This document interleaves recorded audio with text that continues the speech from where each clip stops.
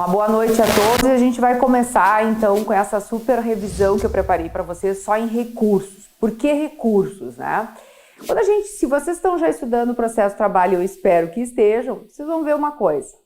É muito difícil das primeiras fases que não tenham caído os recursos, os tipos de recurso específico. Então, aqui eu estou tentando mapear uma questão que eu diria assim, certa na tua prova agora, no finalzinho do mês. Então, nesses tipos recursais, que é o que eu vou me concentrar aqui, a minha ideia é te dar um panorama para que, dada a situação, tu consiga identificar qual é esse recurso para não errar. O bom é isso, essas questões elas são relativamente simples, elas não exigem um conhecimento muito profundo, a não ser a identificação. Então, a gente não vai perder essa questão e vai garantir ela. Vamos lá. Separei, então, aqui para nós, são 11 lâminas, tá? Como se a gente realmente pudesse dar recurso em 11 lâminas, mas vamos lá. Vamos começar com embargos de declaração. Tá? Embargos de declaração está previsto lá no artigo 897-A da CLT. O que esse indicativo do A quer nos dizer? É um acréscimo, ou seja, na origem não havia dentro da legislação. O que se usava antes, subsidiariamente, CPC. O que eu coloquei lá? Esse é uma das raras exceções que a gente tem em prazo recursal, que é 5 dias. 5 dias para a gente atacar o quê? Omissão e contradição. Eu vou deixar aquela parte do manifesto equívoco ali para outro momento, tá? Mas o que são, afinal de contas, os embargos de declaração? Vou pegar uma caneta e a gente vai para o quadro. Opa, tá aqui, vamos lá. O que a gente tem que entender? O curso do processo do trabalho, ele é um pouco diferente na sua previsão de um processo civil, tá? Então, dentro da formação do processo, né, dentro do chamado processo de conhecimento, e a CLT ainda tem essa nomenclatura, né, não chamando de fase, mas chamando de processo de conhecimento, nós não temos aqui no curso desse caminho dentro da vara do trabalho, a gente não tem nenhum recurso previsto. Ah, esse é um primeiro ponto para a gente perceber. Logo, o que a gente está falando aqui é da possibilidade de oposição de embargos dessa decisão final, que é a sentença, certo? Lá no CPC tem uma previsão de que despachos que ocorram aqui dentro podem sofrer embargo de declaração, bem como até previsão até de possibilidade de agravo se essas decisões causarem algum tipo de prejuízo, ok? Aqui não. Nós estamos falando dos embargos de declaração oponíveis da sentença. Se o meu desejo for com que esse processo vá para a instância superior, ele irá para o Tribunal Regional do Trabalho. E lá sim, eu também posso pensar num processamento desse recurso com a prolação de um acórdão, do qual também cabe embargos de declaração. E eu posso ainda pensar, é claro, na hipótese desse meu recurso ir até o Tribunal Superior do Trabalho. E aí nós vamos ter novamente um processamento aqui que vai resultar num acórdão, da onde novamente eu vou enxergar a possibilidade de interpor ou de aviar os embargos de declaração. Essas são as nossas hipóteses mais comuns que a gente tem de embargos de declaração, tá? Aqui duas, então, considerações que eu já falei. Então, a primeira delas, tá? Nesse fluxo aqui, não há, vou botar assim, ó, não há previsão de recurso. Recurso ou recursos de decisões interlocutórias no curso do processo de conhecimento. Logo, o que cabe aqui é, então, somente mandado de segurança. A propósito, quem deu uma olhada e viu aí até a celeuma que isso deu, a peça de mandado de segurança foi a peça cobrada no último certame, no exame 36. A peça a se fazer era exatamente um mandado de segurança de uma decisão do juiz no curso do processo, comprovando que realmente nós não temos um recurso previsto. Por que é mandado de segurança? Porque como não há previsão legal, a lei do mandado de segurança, tanto a nova, que é de 2009, como a antiga, dizia e sempre disse que o mandado de segurança é o chamado remédio heróico. Quando não tem recurso previsto, se faz mandado de segurança. Ok? Bom, dessa decisão, já entendi também, não está previsto embargo de declaração. Isso lá do civil que vem, não vem para cá. Nem agravo. O único recurso que a gente pode imaginar de alguma decisão interlocutória dentro do curso do processo de conhecimento, ou seja, na formação da sentença, né, caminhando até a sentença, é o mandado de segurança, certo? Ah, mas não cabe agravo na justiça do trabalho? Cabe, a gente vai ver, mas não é para essa hipótese aí, tá bem? Vamos começar dessa forma assim. Então, os nossos embargos de declaração, que é onde a gente está. Esses embargos de declaração aqui, eles são, como eu disse, para omissão e contradição, tá? A gente aceita e até em alguns casos usa do próprio 530 do CPC para os casos de obscuridade. O que é isso? Da decisão constou um item que não foi para o dispositivo, ou não foi analisado e não está no dispositivo, tá? E isso é omissão. Ou na decisão tem uma conclusão que não é a mesma que está lá no dispositivo. Isso é contradição, obscuridade. Quando eu preciso, vamos dizer assim, enfrentar melhor a matéria para poder melhor compreender o alcance do juiz, até para poder preparar o meu recurso ao Tribunal Regional do Trabalho. Seria a obscuridade, tá? Admitido efeito modificativo, ou seja, se quando for interposto os embargos de declaração da sentença, o juiz perceber que, ao julgá-los, pode modificar a sua sentença, como assim? Bom, ele não tinha julgado o adicional noturno. Então, quando ele for agora julgar, pode ser que haja condenação e há uma possibilidade de que essa sentença, então, seja modificada. O que acontece? Se houver efeito modificativo, o juiz, ao receber esses embargos de declaração, percebe que talvez vá ter que modificar a decisão, o que ele tem que fazer? Intimar a parte contrária para que a parte contrária possa já fazer uma espécie de contra-razões a esses embargos de declaração, tá? A gente está ali na lâmina, a gente vê também assim, ó, e os materiais de ofício a requerimento. Tecnicamente, nós não precisamos dos embargos de declaração, tem um dispositivo, inclusive, na CLT nesse sentido, de que nós não precisamos aviar embargos de declaração para corrigir simples erros materiais. Esses poderiam ser resolvidos por um requerimento simples, que não os embargos, ou mesmo corrigidos pelo juiz, tá? Um exemplo simples para a gente fixar isso aí é o seguinte, data.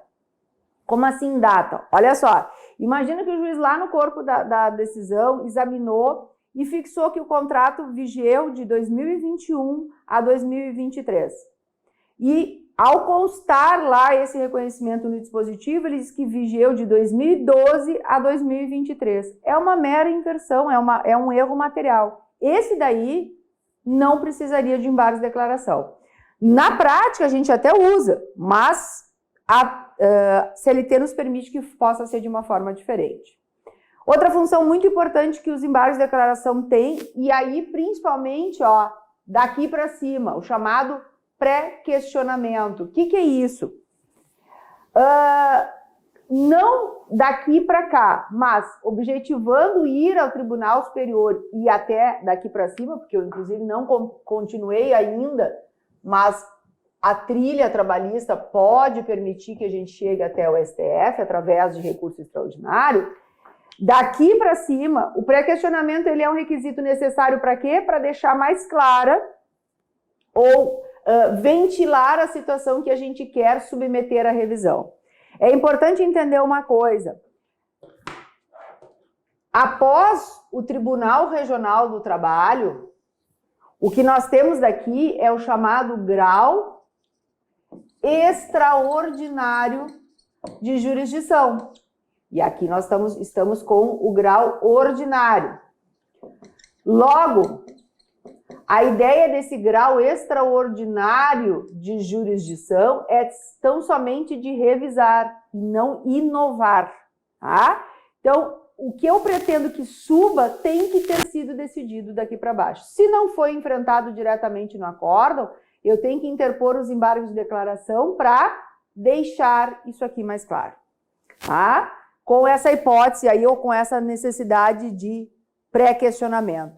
Outro dado importante sobre os embargos de declaração é que os embargos de declaração, eles interrompem os prazos dos demais recursos. Portanto, eu tenho 5 dias para embargar de declaração dessa sentença. Eu interpus esses embargos de declaração no terceiro. Quando vier a nova decisão desses embargos de declaração, me serão devolvidos integralmente o prazo recursal para interpor o próximo recurso. Ou seja, eu não tenho problema de poder depois refazer, né, todo o enfrentamento necessário. Certo?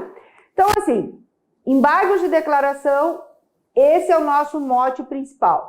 Ficou faltando uma explicação que eu deixei para o final, para não complicar. Lá no finalzinho ali da segunda linha diz assim: omissão, contradição ou manifesto equívoco no julgamento dos pressupostos extrínsecos do recurso. Isso é uma função quase que anômala de dentro dos embargos de declaração. Tanto é anômala isso, que se vocês também olharem o caderno da segunda fase do concurso anterior, que é o concurso 36, vocês vão ver que tem uma pergunta em que se admitiu como resposta os embargos de declaração como recurso prováveis e o agravo de instrumento, tá? A banca permitiu os dois porque, na verdade, a legislação nos conduz a essas duas possibilidades, tá? Então, normalmente, isso vai ser perguntado numa segunda fase, quando for para manifesto equívoco no julgamento dos pressupostos extrínsecos. Por quê? Porque se tem que admitir as duas possibilidades. A outra forma que isso poderia estar numa primeira fase é só constar embargo de declaração e não ter como uma das alternativas o agravo de instrumento. Por quê? Porque os dois seriam aceitados. Mas quando é que poderiam caber dois recursos e por que isso? Vamos entender. A gente vai entender já na sequência para que serve o agravo de instrumento, mas basicamente ele é um recurso que a gente usa para destrancar o processamento, ou seja, para fazer processar um recurso, quando o juiz ACO ou o juiz adquem não analisou corretamente. Então, o que acontece? Ele não analisou, o juiz ACO diz assim, não, é intempestivo. E não era intempestivo. Era feriado local e o juiz não observou. Muito bem. O que vai acontecer nesse caso? Pela legislação, como é um pressuposto extrínseco, o que é pressuposto extrínseco? Tempestividade, legitimidade e preparo. Qualquer um desses três permitiria que, ao invés de interpor o agravo de instrumento, eu interpusesse os embargos de declaração ao juiz que não aceitou o processamento. Então, essa é uma função prevista em lei. Na prática, por exemplo, a gente sequer usa dessa forma. O que a gente faz é usar direto o agravo de instrumento, mas a gente tem essa previsão legislativa, então não pode deixar de saber. Até porque se vocês forem verificar a prova, vão dizer, mas por que aqui cabia embargo de declaração e agravo de instrumento? Acaba sendo essa possibilidade. Tá? Na prova objetiva, se for essa hipótese de que eu tenho que interpor um recurso para examinar o julgamento de tempestividade, de legitimidade ou de preparo de um recurso que não foi aceito, vai ter que ter ou como resposta objetiva embargos ou agravo de instrumento. Por quê? Não pode estar os dois no mesmo, como letra A e letra B, porque as duas estariam certas, como a banca já nos mostrou aí na segunda fase. Recurso ordinário, tá? Bom, recurso ordinário é o quê, pessoal? Recurso ordinário é o recurso que eu faço justamente para fazer subir ao reexame do TRT a sentença que foi proferida em primeiro grau. Eu costumo falar, né, fazendo um paralelo, né, não é um paralelo perfeito, mas é apenas para que possa ficar mais claro para vocês, quem vem principalmente dos estudos lá do processo civil, vou deixar aqui, que o que a gente está fazendo aqui nessa trilha é a semelhança do que a gente tem, por exemplo, lá numa vara cível. O que acontece numa vara cível? Depois da vara cível, a gente vai ao Tribunal de Justiça. E, na sequência, a gente segue ao STJ para, em algum momento, poder subir ao STF. Daqui para cá, a gente vai de apelação, tá? Daqui para cá, a gente vai de recurso especial.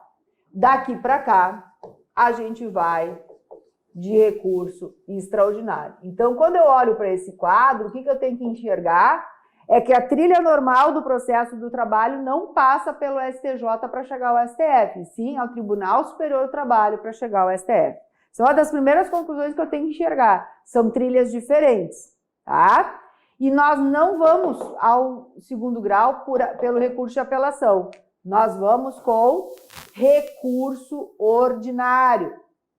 E não é incomum quem está refazendo prova ver que uma das alternativas para saber qual o recurso cabível da sentença proferida por um juiz do trabalho, vem lá, letra A, apelação, errado.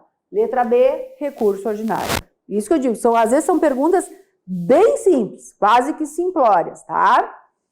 Recurso ordinário, então, aí eu vou pegar aqui e já deixar sempre lembrando, né, os nossos lembretes, 5 dias embargo de declaração, recurso ordinário, 8 dias e não 15, tá? Esse recurso ordinário aí, ele cabe do quê? Rapidamente, tá? Basicamente, se eu uso 80%, 90% das vezes, é exatamente esse que eu dei. Das decisões definitivas, ou seja, das sentenças proferidas pelas varas do trabalho, tá? Uma exceção à regra, que a gente tem que entender por que ela acontece. Há processos que iniciarão no tribunal e não na vara, tá? O próprio esse mandado de segurança aqui que eu estou fazendo contra uma autoridade, né, um ato coador, autoridade coatora, que é o juiz, ele não inicia esse mandado de segurança perante a própria autoridade coatora, ele inicia aqui. E se ele inicia aqui, se eu precisar rever essa decisão, eu tenho que ter a possibilidade de fazer recurso ordinário para a instância superior. Então, por isso que está ali, das decisões finais, terminativas ou definitivas de processos de competências originárias do TRT. Então, se um processo iniciou pelo TRT, ele subirá à instância superior, que é o Tribunal Superior do Trabalho, também por recurso ordinário, tá? Outra coisa importante dentro das decisões de primeira instância, tá? No curso desse processo, aqui as partes podem fazer um acordo.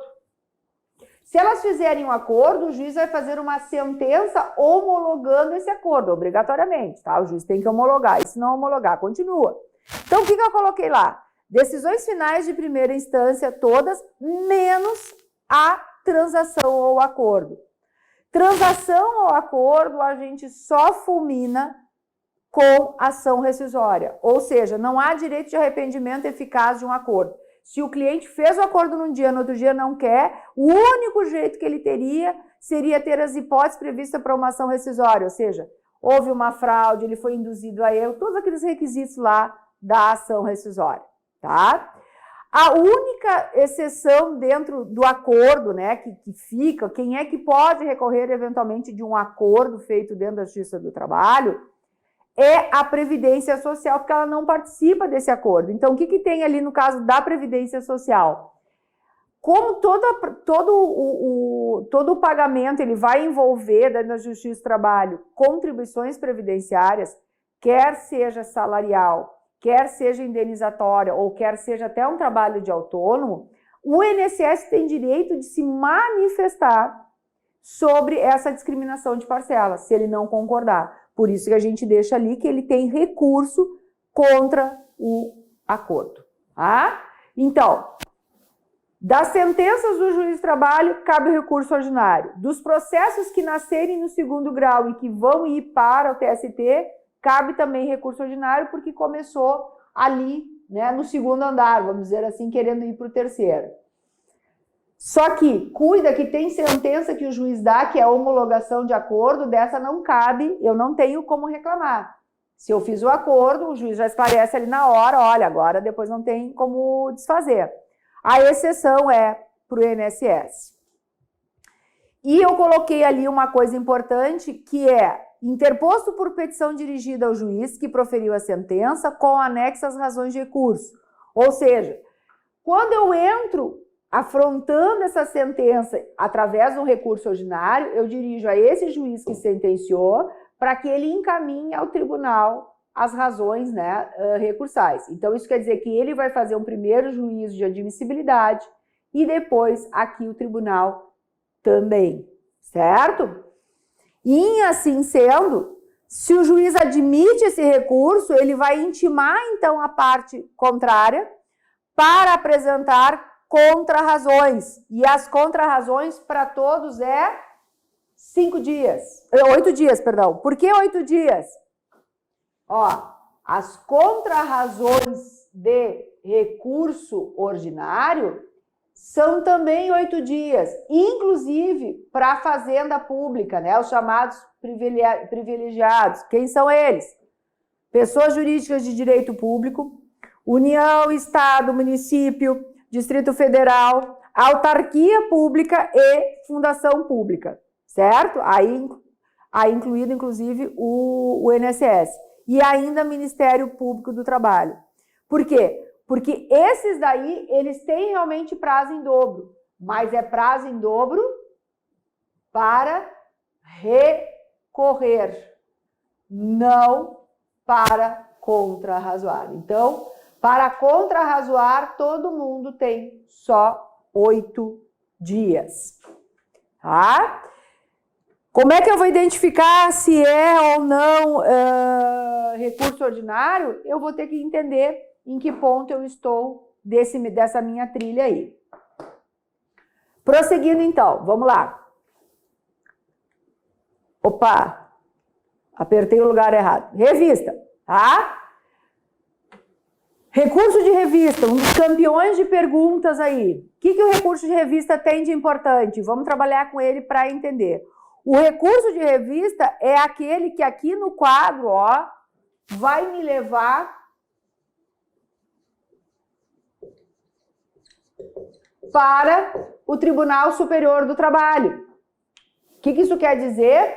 Ele vai fazer, às vezes, do recurso especial. Ele vai cuidar da afronta à legislação, ele vai cuidar da afronta à Constituição, legislação federal, Constituição Federal, e ali no quadro tá assim, ó, copiando lá do 896. Qual é o prazo dele? 8 dias. Para contrarrazoar, 8 dias também. Tudo é 8 dias, tá? Vamos aproveitar aqui e botar os nossos 8 dias. O que eu tenho lá? Derem ao mesmo dispositivo de lei federal interpretação diversa daquele houver dado outro TRT, ou a seção de dissídios individuais do próprio TST, ou ainda contrariar a súmula ou da própria TST ou súmula vinculante do STF. É aquilo muito parecido com o que a gente tem de recurso especial. Se a gente entende recurso especial, essa letra A aqui tem uma sinonímia incrível, tá?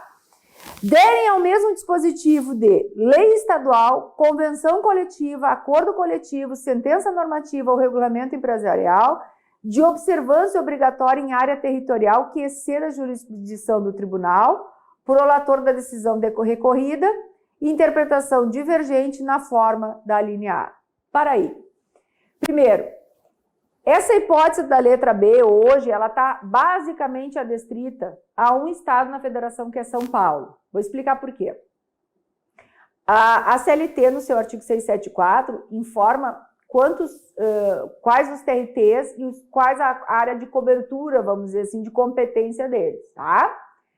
São Paulo tem São Paulo e capital, que é a segunda região, e Campinas interior, que é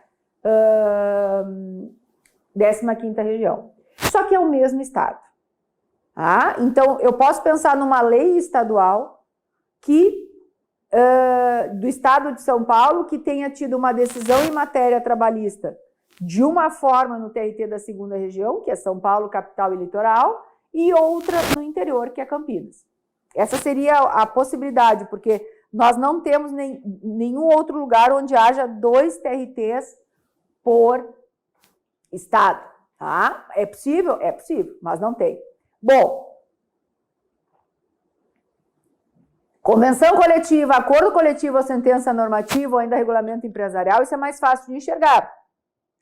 Pode haver uma convenção coletiva nacional. Sindicato Nacional dos Bancários firmou com o banco fulaninho lá um acordo coletivo prevendo uma coisa e eu tenho uma interpretação desse acordo no tribunal da 4ª região de um jeito e no tribunal da 13ª de outro. Aí o TST vai ter que dizer qual interpretação tá ok. Tá? Vejam que tanto a letra A como a letra B é essa ideia de que unificar entendimento entre os diversos TRTs. É uma espécie de grande guarda-chuva entre os diversos TRTs que estão aqui. São 24 hoje, então o TST tem essa função unificadora dos diversos TRTs. E ainda, e é claro, ainda que não contrarie decisão de outro TRT, mas for uma violação literal de lei federal ou a Constituição, aí sim, guardando assim quase irmão aqui do STJ, vai caber também ao Tribunal Superior do Trabalho, no recurso de revista, analisar. Então, o que eu falava antes, na nossa trilha nós não passamos pelo STJ, não pensem vocês que depois daqui eu teria que ir para cá. Não, depois daqui eu vou ao STF, porque esse é o guardião da nossa Constituição. Botei um detalhe ali, tá? Não foi perguntado ainda em prova, não foram tão longe nisso, mas a gente tem que entender que lá do recurso cabível na execução, porque na execução a gente já vai entender, cabe das decisões do juiz na execução, a gente sobe ao Tribunal Regional do Trabalho, não pelo recurso ordinário, mas sim por agravo de petição. Eventualmente na execução, eu até vou botar aqui, ó, a execução está em verde aqui, ó. Lá na execução, vou apagar aqui para não ter problema, das decisões, vou botar aqui a trilha da execução, ó. Das decisões proferidas pelo juiz de primeiro grau, das suas decisões e sentenças, vai subir aqui por agravo de petição. E se essa decisão do agravo de petição que o tribunal der, numa hipótese reservadíssima, ainda contrariar a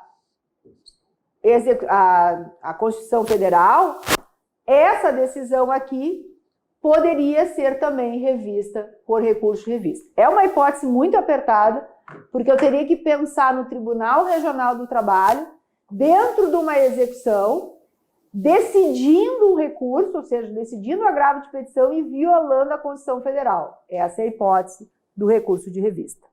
Tá? Como o recurso de revista cai muito, mais 4, 5 observações sobre ele extremamente necessárias. Vamos lá, tá? Pré-questionamento, não reexame de fatos e provas, transcendência da causa. Recurso de revista exige que a matéria tenha sido ventilada, lembra aquilo que eu falei, nem que seja por embargo de declaração. Não é para dizer se o juiz acertou analisando as provas, ele é, como a gente já viu, para dar uma uniformização na jurisprudência e cuidar da violação literal da lei. Uma boa noite a todos e a gente vai começar então com essa super revisão que eu preparei para vocês só em recursos. Por que recursos, né? Se vocês estão já estudando o processo de trabalho, eu espero que estejam, vocês vão ver uma coisa. É muito difícil das primeiras fases que não tenham caído os recursos, os tipos de recurso específico. Então, uma boa noite a todos e a gente vai começar então com essa super revisão que eu preparei para vocês só em recursos. Por que recursos, né? Vamos lá. Seguindo então sobre recurso de revista e ainda situações importantes, tá? Nas causas sujeitas ao procedimento sumaríssimo, que é aquele até 40 salários mínimos, somente se admite o recurso de revista por contrariar a súmula do TST ou súmula do STF ou violação direta à Constituição Federal. O que isso quer dizer? Se no recurso julgado aqui pelo Tribunal do Regional do Trabalho houver contrariedade à lei, leia-se CLT, não cabe recurso de revista. Olha que coisa interessante. Houve uma contrariedade à CLT, mas é um procedimento sumaríssimo, eu não terei processamento do recurso de revista. Ou eu tenho uma divergência com uma súmula do TST, ou com uma súmula vinculante do STF, também não é qualquer súmula, né? Tem que ser súmula vinculante, ou ainda por violação direta da Constituição. Outra coisa importante, tá? Cabe recurso de revista por violação à lei federal, por divergência jurisprudencial e por ofensa à Constituição Federal, nas execuções fiscais e nas controvérsias na fase de execução que envolvam a CNDT. Como é que eu poderia ter uma execução fiscal dentro de uma ação trabalhista? Não esquece que a condenação trabalhista entrega dinheiro ao reclamante, mas também entrega contribuição previdenciária e imposto de renda sobre aqueles valores. Logo, quando o juiz manda pagar as contribuições previdenciárias incidentes, o que ele está fazendo é uma execução fiscal. Ele está atuando para recolher para o fisco. Então, esse é um ponto importante. Outra controvérsia que admite, né, por violação à lei federal, a questão da CNDT, né? A CNDT é uma certidão que foi criada no intuito de estimular o pagamento, né, das ações trabalhistas, porque, por exemplo, ela é requisito para participar de procedimentos licitatórios, para algumas contratações com órgão público. O que é uma CNDT? Nada dentro, né? Então, se eu, na emissão dessa CNDT tiver algum problema, porque então não foi observado, né, alguns rigores da lei, caberia recurso de revista.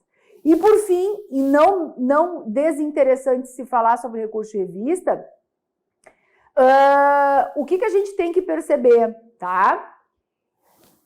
Quando essa sentença condena um ente público, e vamos usar um exemplo, tá? Condenou a Prefeitura Municipal do Estado de Varginha, tá? Do município de Varginha. Essa condenação, ela obrigatoriamente tem que subir para ser confirmada pelo Tribunal Regional do Trabalho. A gente já sabe, ela regra do quê? Como é contra a Fazenda Pública, tem que ser confirmada. Na verdade, ela não está subindo porque a Fazenda Pública, ou seja, o município, interpôs o recurso ordinário. Ela só está subindo um chamado reexame necessário. Então, o que o órgão público tem que fazer? Se um município já pretende ou já visualiza que haverá uma impossibilidade de ter que interpor um recurso de revista e talvez até um recurso extraordinário até aqui, junto com o reexame necessário, que é essa remessa obrigatória, o município vai ter que interpor o recurso ordinário para poder, depois, futuramente, interpor um recurso de revista. Tá? Se não tiver feito, não terá recurso de revista, o processo só vai subir para confirmação ou não, mas se ele não ficar contente, como não fez o recurso voluntário, não vai subir.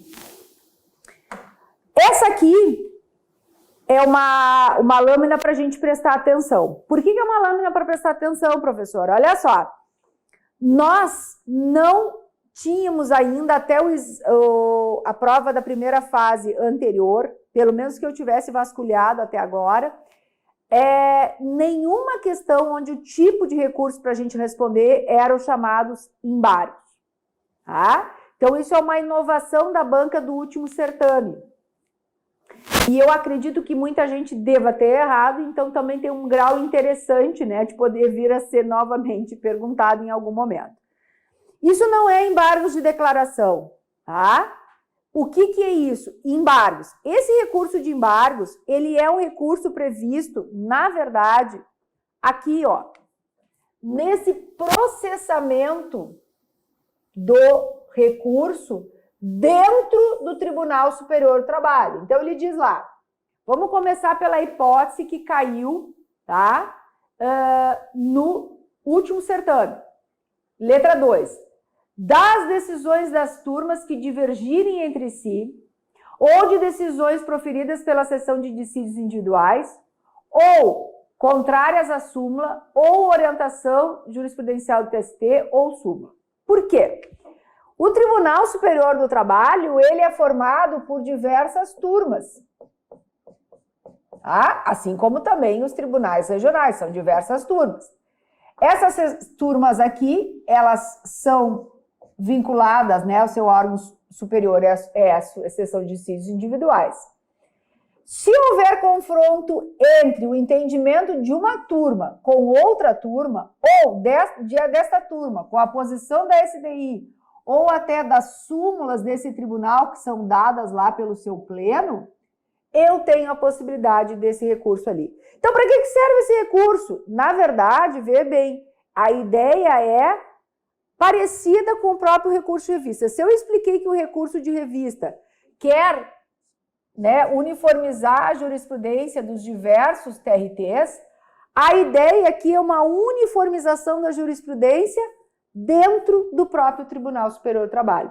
Quem puder, examina lá a questão, eu não vou conseguir passar aqui, acho que era a questão 80 do último certame, pelo menos da prova 1, que pedia essa resposta. Por que eu considero isso um ponto de atenção? Porque não se tinha ainda falado ou perguntado desse recurso em termos de prova da OAB. E aí ficou o inciso 1 que eu não falei nada, né? Da decisão não unânime no julgamento que conciliar, julgar ou homologar conciliação em dissídios coletivos, que excedam a competência territorial dos TRTs e estender ou rever decisões. Pensa lá no caso do Estado de São Paulo, para ficar mais fácil. Imagina que eu tenho uma sentença normativa que está julgando a situação de todos os trabalhadores de um determinado banco no Estado de São Paulo. O que vai acontecer com eles? Esse dissídio coletivo, eu não posso escolher se eu vou entrar ou em São Paulo TRT 2 ou em São Paulo TRT 15. Eu já tenho que subir direto ao TST, esse dissídio coletivo vai lá para cima. Porque dissídio coletivo não nasce na vara do trabalho. Dissídio coletivo nasce no Tribunal Regional do Trabalho. Mas nesse caso aí, que eu não tenho como escolher entre o segundo e o 15º, ele já nasce aqui dentro. Aí pensa bem, teve a decisão, o acórdão aqui julgando esse dissídio coletivo que envolveu a categoria dos bancários do Estado de São Paulo. E a decisão disso não foi unânime. Aí eu tenho a possibilidade de interpor esses embargos, tá? Então é uma hipótese bem restrita, mas está lá. O desenho é simples, é um processo que, na verdade, ele começou lá, na hipótese do 1, ele começou lá dentro do TST, tá? Aqui, na seção de dissídios coletivos, e aí eu tenho que poder afrontar essa sessão. Vejam que são órgãos diferentes, né? As turmas e seção de dissídios coletivos, tá?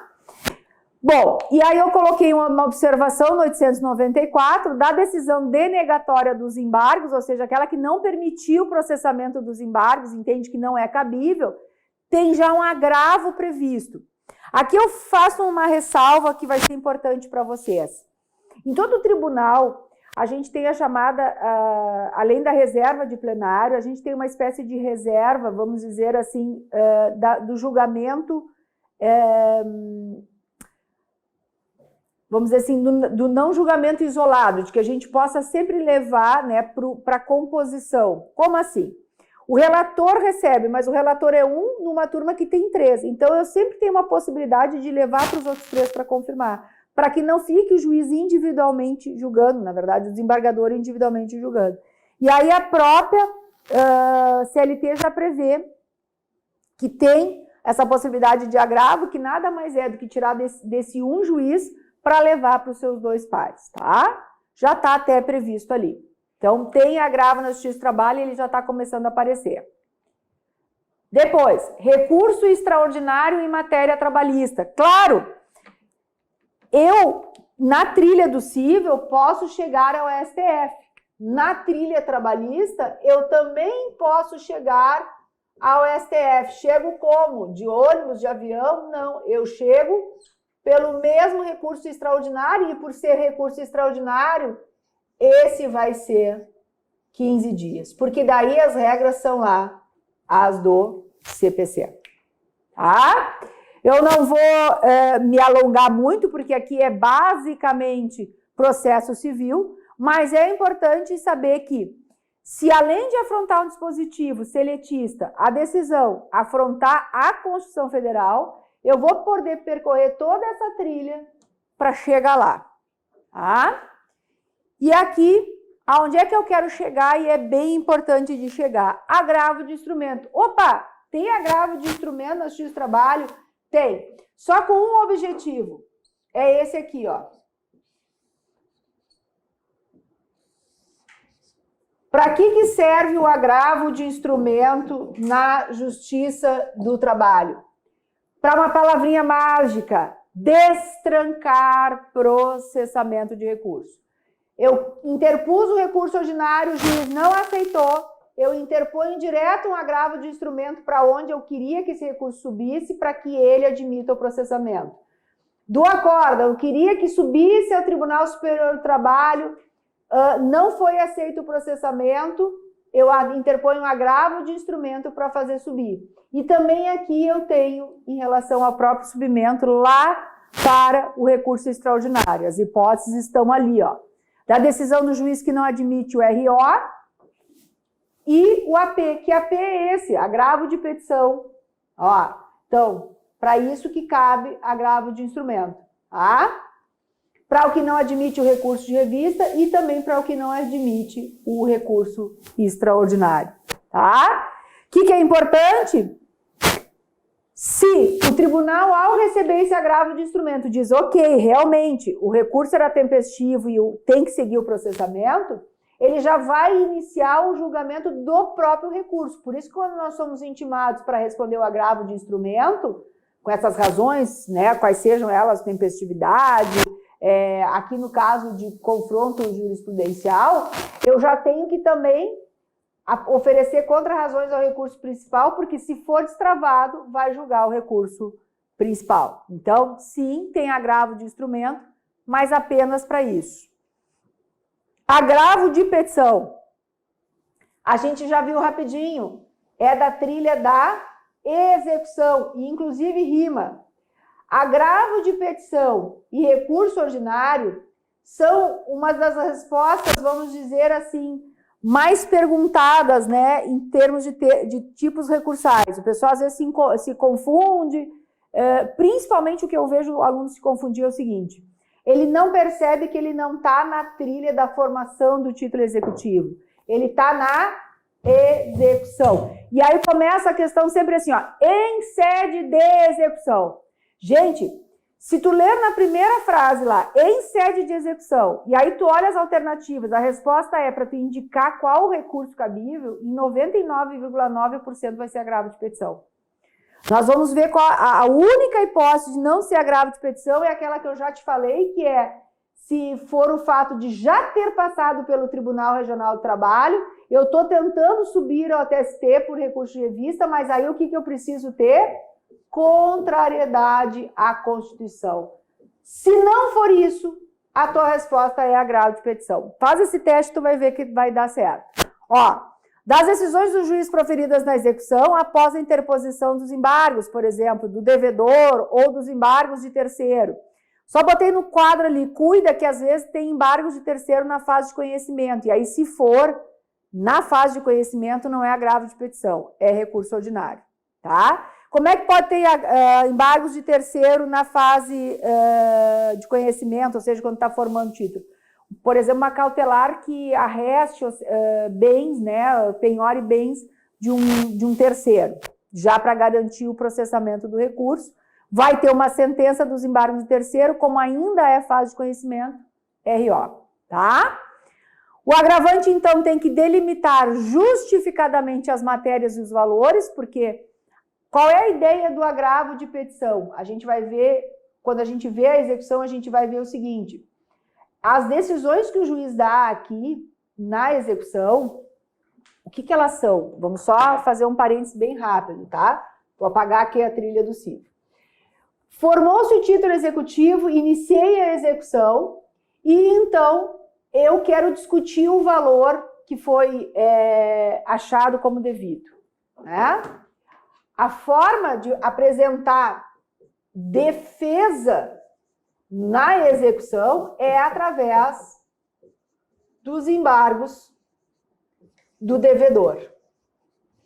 Apresentada essa defesa dos embargos do devedor, e no mesmo prazo, existe o prazo para impugnação à sentença de liquidação, que nada mais é do que o remédio que o exequente usa para combater o quê? Aquela sentença que tinha homologado a liquidação, ou seja, aquela que tinha dito quanto que era.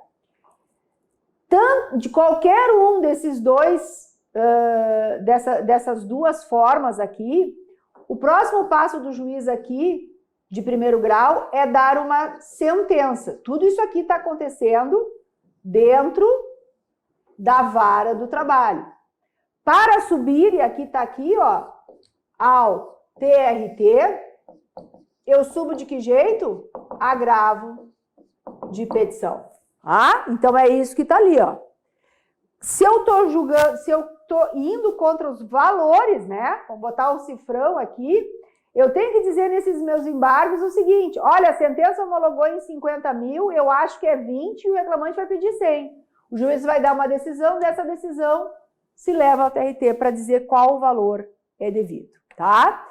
Então, as hipóteses de cabimento estão ali: sentenças proferidas em embargos à execução do próprio devedor, ou impugnação de sentença de liquidação pelo credor, embargos de terceiro, e algumas decisões interlocutórias que tecnicamente não sejam realmente sentenças, mas que ou param a execução ou inviabilizam o seu prosseguimento, eu também posso tentar fazer subir isso para o TRT através de agravo de petição.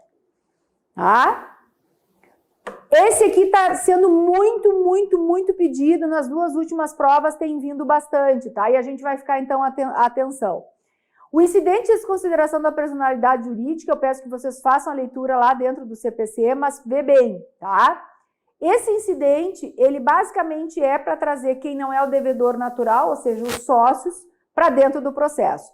Se for na fase de cognição, a gente já entendeu, né? Não tem recurso cabível, nem mandado de segurança. Se for na execução, que eu estou trazendo os sócios para dentro, como é que eu... dessa decisão, agravo de petição, tá? E se for lá pelo relator, nesse incidente instaurado lá no tribunal, é agravo interno, tá? O que o incidente de desconsideração da personalidade jurídica tem de interessante? Ele suspende a concessão, né, o processo, e ele tem, examinem aí, porque tem sido perguntado as hipóteses de cabimento do 1, do 2, daqui a pouco pode vir do 3, eu recomendo que verifiquem essas questões que estão presentes aí nos últimos dois certames, tanto o 36 como o 35, tá? E por fim, agravo regimental, tá? Aqui é aquela noção que eu disse para vocês, dentro da CLT e dessa lei esparsa ali, nós já temos alguma previsão sobre os chamados agravos regimentais, tá? Mas basicamente esses agravos que o 896 traz, que o 894 traz, são do quê? Essa ideia de tirar do desembargador singular e levar para os seus pares, tá? Então, se eu examinar que a decisão não é do juiz, então não é agravo de instrumento, eu não tenho que fazer subir, já subiu e é o juiz de lá que não deixou processar, provavelmente é um agravo. Ou agravo regimental, porque está no regimento interno, ou agravo nos termos da CLT. E aí, por fim, eu vou recomendar fortemente, eu vou dar minha dica aqui, a minha super dica, tá? Para todo o aluno que vai fazer a prova lá no final do mês, né? O que vai fazer? Na última semana, faz assim, estuda uma matéria ou duas por dia, e quando for estudar trabalho e processo trabalho obrigatoriamente lê tipos recursais, lê o artigo das custas e lê o artigo do preparo recursal. Com isso, tu vai pelo menos mapear uma questão. Depois me cobra se ela não vem. Tá bem, gente? Um beijo para vocês, bons estudos!